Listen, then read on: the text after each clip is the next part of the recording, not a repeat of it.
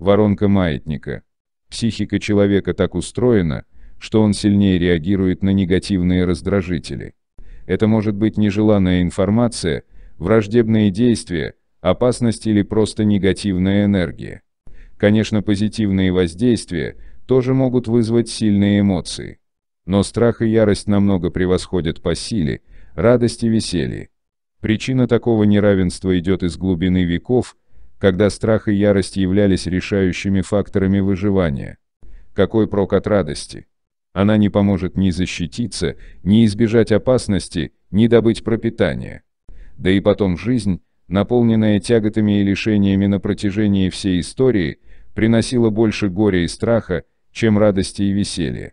Отсюда склонность людей легче поддаваться унылым мыслям и депрессии, а радость быстро проходит.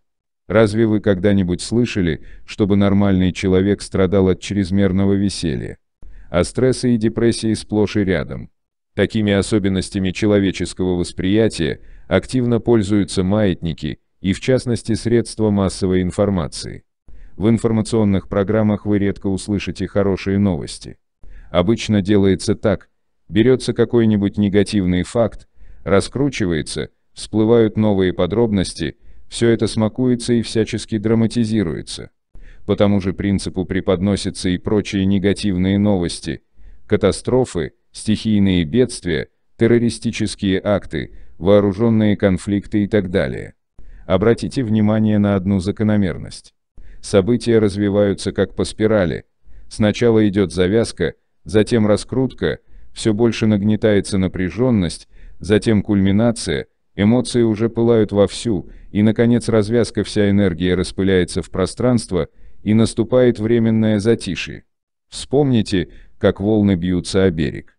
По тому же принципу построены бесконечные телевизионные сериалы. С объективной точки зрения ничего такого особенного в них нет, весь драматизм буквально высасывается из пальца. Но стоит посмотреть 2-3 серии и захватывает. Почему? Ведь в этих мыльных операх не происходит ничего такого уж особо интересного. Потому что частота мысленного излучения захватывается маятником сериала, и внимание человека фиксируется на данном секторе. Давайте рассмотрим механизм раскрутки вышеупомянутой спирали. Сначала человек сталкивается с фактом, который теоретически может его взволновать, а может и нет.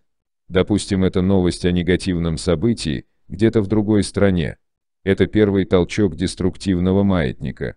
Если новость трогает человека, он начинает отвечать на воздействие, выражает свое отношение, переживает, а значит, излучает в ответ энергию того же порядка, что и первый толчок, на той же частоте.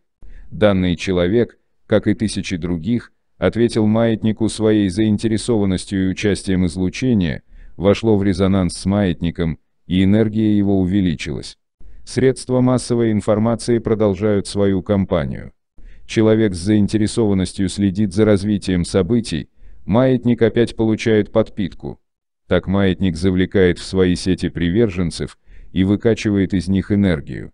Заинтересовавшиеся лица впускают в себя негативную энергию и вовлекаются в игру пока что в качестве сторонних наблюдателей. На первый взгляд, ничего особенного не произошло, обычное дело. Что с того, что человек отдал часть своей энергии на подпитку деструктивного маятника? Это практически не отразилось на его здоровье. Однако на самом деле, излучая энергию на частоте негативного события, человек переходит на линии жизни, где подобные события происходят все ближе к нему самому. Человек принимает участие в завязке и оказывается в зоне действия спирали, которая раскручивается и втягивает его в себя, подобно воронке. Взаимодействие человека и маятника становится все тесней, человек уже принимает упомянутые события как неизбежную часть своей жизни.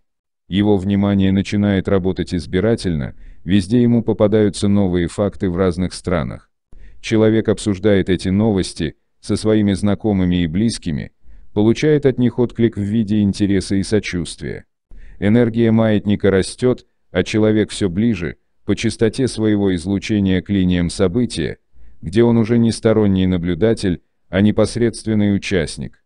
Определим такое явление затягивания в воронку как индуцированный переход на линию жизни, где приверженец становится жертвой деструктивного маятника.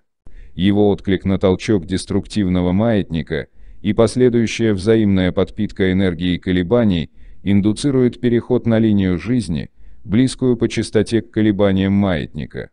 В результате негативное событие включается в слой мира данного человека.